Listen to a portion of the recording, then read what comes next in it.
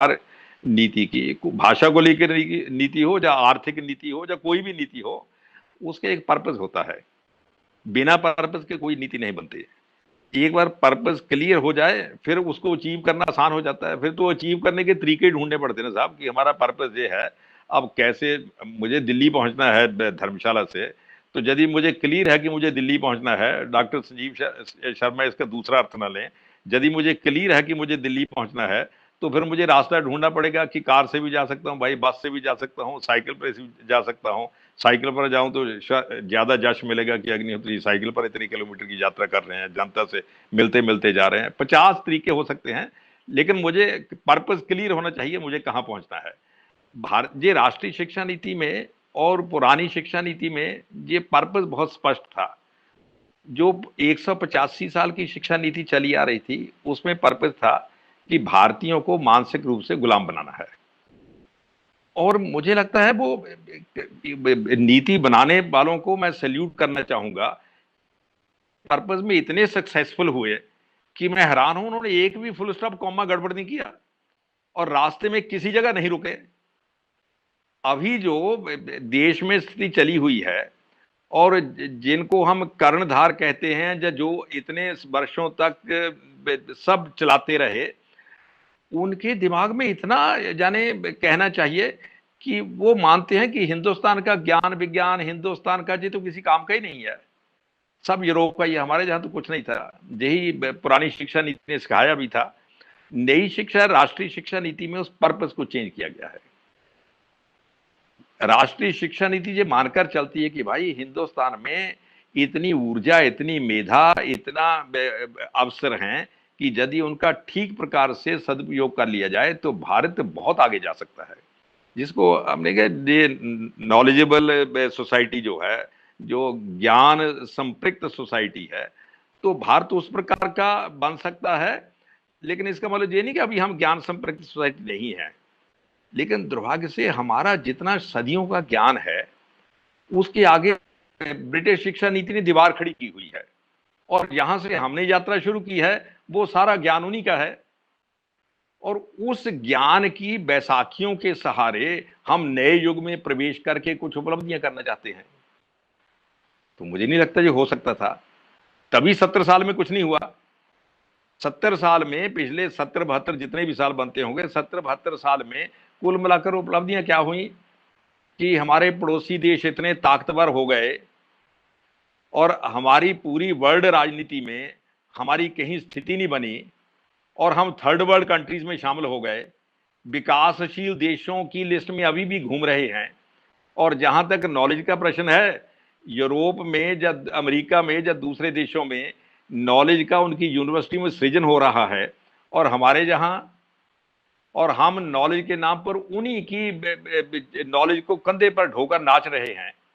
ये नई राष्ट्रीय शिक्षा नीति हमें एक तो प्रिय मित्रों उस मानसिक हीनता से दूर करने का प्रयास कर रही है जिस मानसिक हीनता के कारण हम आगे नहीं बढ़ पा रहे। दूसरा, हमारा जो टोटल एजुकेशन सिस्टम है, ये सिस्टम नॉलेज क्रिएट नहीं कर रहा। ये सिस्टम प्रैक्टिकली हमें, जिसको कहना चाहिए, फॉलोअर बना रहा है। हम हर फील्ड में यूरोप के फॉलोअर बन रहे हैं। अभी डॉक्टर शुक्ला बात कर रहे थे, संजीव जी ने भी बात की कि साहब हमें बहुत सी किताबें लिखनी पड़ेंगी, करिकुलम बनाना पड़ेगा और नई अच्छी स्तर की किताबें लिखनी पड़ेगी। मैं कई बार सोचता हूं, जब भी बात होती है अंग्रेजी में से फलां की किताब का हिंदी ट्रांसलेशन किया जाए, पंजाबी ट्रांसलेशन किया जाए, बंगला में ट्रांसलेशन किया जाए, कोई 100-200 किताबें हम ऐसी गिना सकते हैं, लिटरेचर को छोड़कर, मैं लिटरेचर की बात नहीं करता, 100-200 ऐसी किताबें गिना सकते हैं, फिजिक्स, केमिस्ट्री की, पॉलिटिकल साइंस की, बॉटनी की, हिस्ट्री की, जिसके बारे में कहा जाए कि इसका ट्रांसलेशन हिंदी से इंग्लैंड वालों ने अंग्रेजी में किया है। इसका ट्रांसलेशन ऑक्सफोर्ड यूनिवर्सिटी ने, जो बंगला में किताब थी पॉलिटिकल साइंस की, इसका अंग्रेजी में अनुवाद किया है। जो हमारे जहां के ज्ञान विज्ञान का ट्रांसलेशन होता है वो योग तक सीमित है, बुद्ध दर्शन तक सीमित है, उपनिषदों तक सीमित है। उस ज्ञान विज्ञान में हमारी कंट्रीब्यूशन कितनी है? वो हमारे पुरखों की हुंडी है जो हम खा रहे हैं। और इसमें हमारा एडिशन कितना है? उसका कारण है कि ये जो ब्रिटिश शिक्षा नीति थी, ये शिक्षा नीति इस प्रकार की थी वो भारत को ज्ञान केंद्र नहीं बनाना चाहती थी, ना भारत में ज्ञान विकसित करने के केंद्र स्थापित करना चाहती थी, ना उनका मकसद ये था कि विश्व में भारत भी ज्ञान के हब के तौर पर डेवलप करे। यदि शिक्षा नीति का उद्देश्य ये होता तो हो जाता। उनका उद्देश्य तो ये क्या नाम क्लर्क वगैरह और छोटी मोटी पोस्टों पर लोग पैदा करने का था। और केवल इतना ही नहीं, क्लर्क भी बने और दिमाग में उनके ये भर जाना चाहिए तार्किक दृष्टि से कि हिंदुस्तान बहुत ही पिछड़ा हुआ देश है, हमें जो दिया है वो यूरोप ने दिया। वो किपलिंग कहा करता था, किपलिंग ने शायद कहा था या किसी और किपलिंग के ताए चाचा ने कहा होगा कि ये जो हिंदुस्तान व्हाइट मैन्स बर्डन है। उनका साहब ये तो इनकी हालत तो बड़ी खराब है, ये तो हमारे कंधे पर बोझ है, हम इनको धीरे धीरे सब कर रहे हैं, धीरे धीरे करेंगे, इनको आगे बढ़ाएंगे। और अभी भी शायद वो किपलिंग को गए तो अरसा हो गया, और किपलिंग का वो जो व्हाइट मैन बर्डन है, ना तो यूरोप भूल रहा है, और हमें व्हाइट मैन बर्डन सुनते सुनते इतने साल हो गए, अब हम खुद ही समझने लगे हैं कि हमें भागकर यूरोप के क्लब में शामिल होना है, और उसी में जो ज्ञान विज्ञान है उसी को हमें हिंदुस्तान में पढ़ाना है। लेकिन ये नई राष्ट्रीय शिक्षा नीति जो है, ये इसका उल्टा है। उसका उद्देश्य ही भारत को पुनः कहना चाहिए कि भारत को पुनः संबल अपने पैरों पर खड़ा होने के लिए तैयार करना है, ताकि मौलिक अनुसंधान हो सके, मौलिक रिसर्च हो सके, बेसिक रिसर्च हो सके। हम भी कहीं ना कहीं दुनिया में जाकर कह सके साहब जी हमें पिछले 150 सालों में हमने ये नए रहस्य प्रकृति के प्राप्त किए हैं, ये हमारा है। लेकिन अभी तो हमारे पास कुछ नहीं है। लेकिन ये संभव कैसे होगा?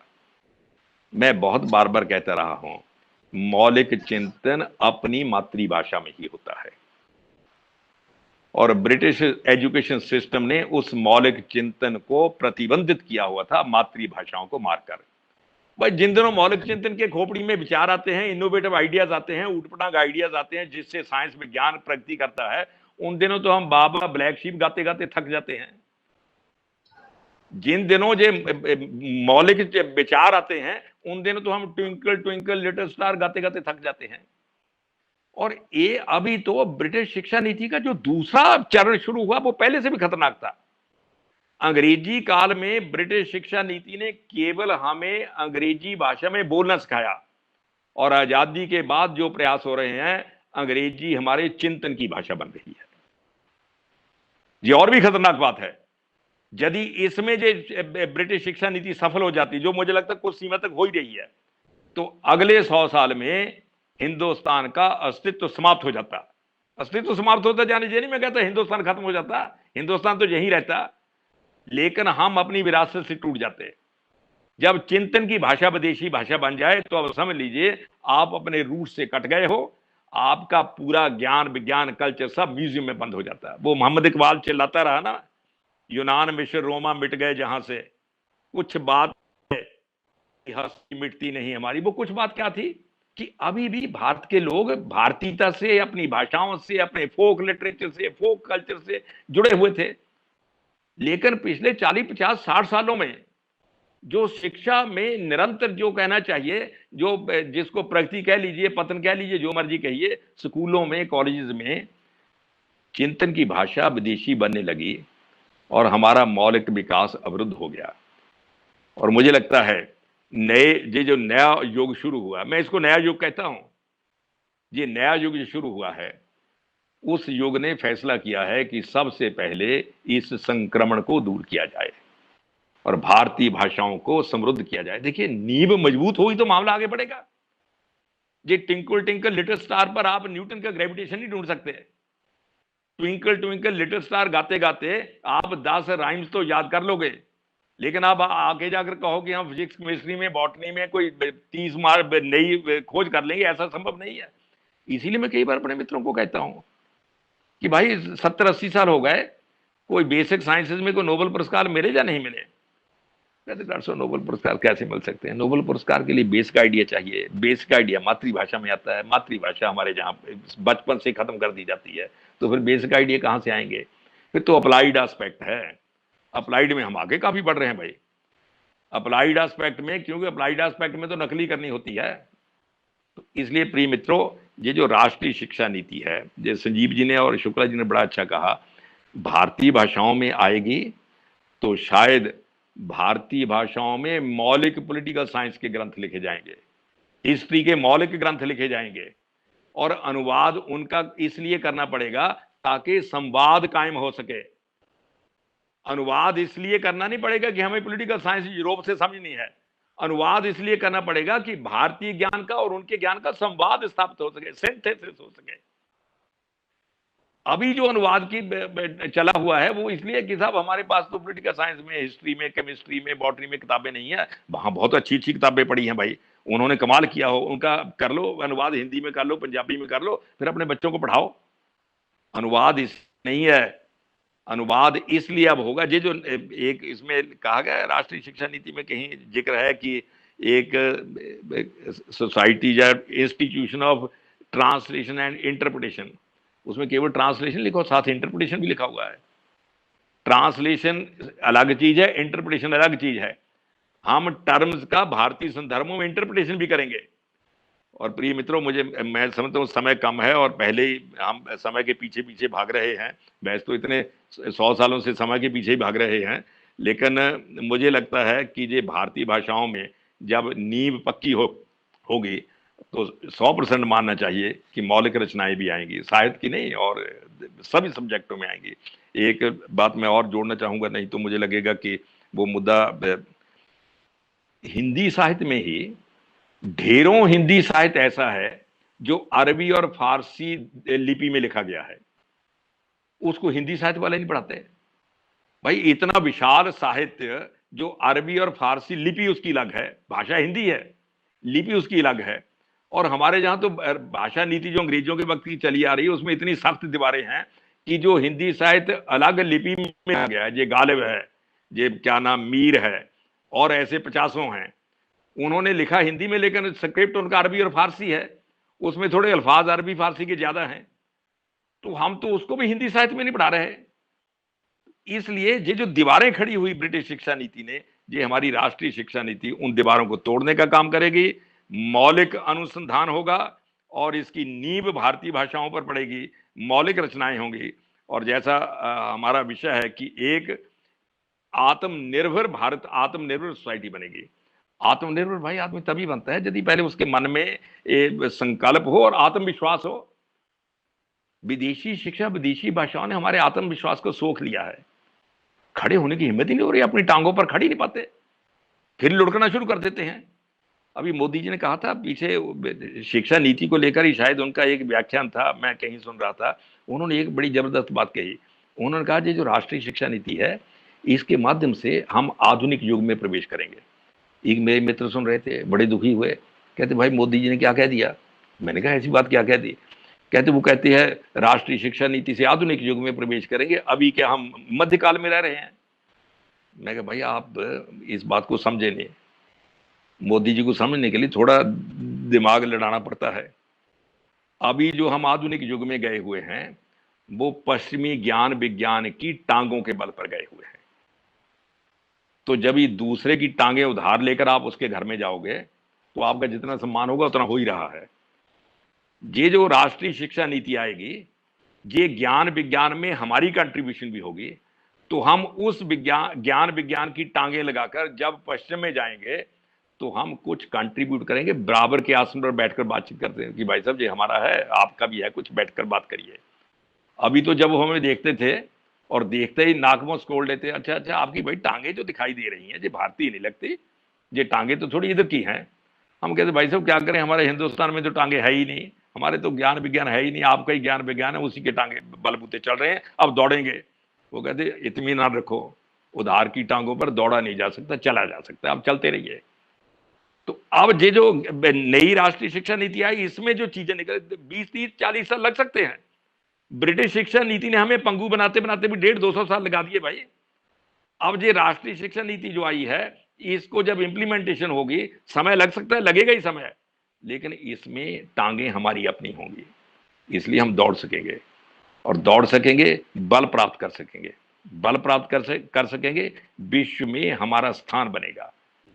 नॉलेज इज पावर तो सब लोग कह रहे हैं, नॉलेज क्रिएट होगी तो पावर आएगी, पावर आएगी तो हमारा विश्व में स्थान बनेगा। लेकिन एक बात ध्यान में रखनी चाहिए, विश्व में जो स्थान बनेगा इस काम के लिए नहीं बनेगा कि साहब हम जो रिसर्च कर रहे हैं, अनुसंधान कर रहे हैं और एटम को तोड़ निकाल लिए हैं, इतनी ऊर्जा होती है, और जिन भले मानसों के हाथ में जिन्होंने पहले कर लिया, उन्होंने एटम को तोड़कर नागासाकी हिरोशिमा पर गिरा दिया। हिंदुस्तान का नॉलेज प्राप्त करने का, बल प्राप्त करने का पर्पज हिरोशिमा नागासाकी नहीं है। हमारे जहां मोटो बड़ा क्लियर है, सर्वे संतु सुखिनः सर्वे भंतु निरामया। दीनदयाल उपाध्याय इसीलिए अखंड मंडलाकार की चर्चा, मंडलाकार उसके मॉडल की चर्चा करते हैं। हम विश्व से भी जुड़े हुए हैं, व्यक्ति से भी जुड़े हुए हैं, लेकिन इस प्रकार जुड़े हुए हैं कि कहीं से टूटे हुए नहीं है। भारत का जो अभी है कि हम सेल्फ रिलायंट बनेंगे और आत्मनिर्भर बनेंगे, आत्मनिर्भर बनना ही विश्व को बल देने के लिए होगा और विश्व में एक प्रकार से नया सिस्टम लागू करने के लिए होगा। प्रिय मित्रों, इस शिक्षा नीति, इस राष्ट्रीय शिक्षा नीति पर देश भर में बहस हो रही है। मुझे लगता है क्रियान्वित करने के तरीकों पर भी बहस होगी और रास्ते भी निकलेंगे। हो सकता है रास्तों पर विवाद भी हो जाए, 10 रास्तों से भी चल सकते हैं, लेकिन चलते चलते भूलें भी होंगी, फिर उसको रेक्टिफाई भी किया जाएगा। लेकिन यदि उद्देश्य क्लियर है तो उस उद्देश्य को अवश्य प्राप्त किया जा सकता है। आप लोगों ने, भाई मैंने कहा कि जवाहरलाल नेहरू यूनिवर्सिटी वालों ने भी ये काम शुरू कर दिया है ऑल इंक्लूसिव का, तो अब ऑल एक्सक्लूसिव वालों को चिंता होगी ही, लेकिन उनकी चिंता का भी हम ध्यान करेंगे कि उनको भी कहीं ना कहीं शामिल किया जाए। क्योंकि आदमी का, गांधी जी कहा करते थे कि हृदय बदलो, तो बातचीत करते रहने से हो सकता है हृदय बदल जाए। वैसे कुछ लोगों का तो सत्ता को देखकर ही हृदय बदल रहा है, लेकिन हो सकता है कुछ का संवाद से ही बदलना शुरू हो जाए। आप लोगों ने जो संवाद रचना की, मैं आपका बहुत आभारी हूं और मुझे भी बुलाया, मैं आपका धन्यवाद करता हूं। धन्यवाद।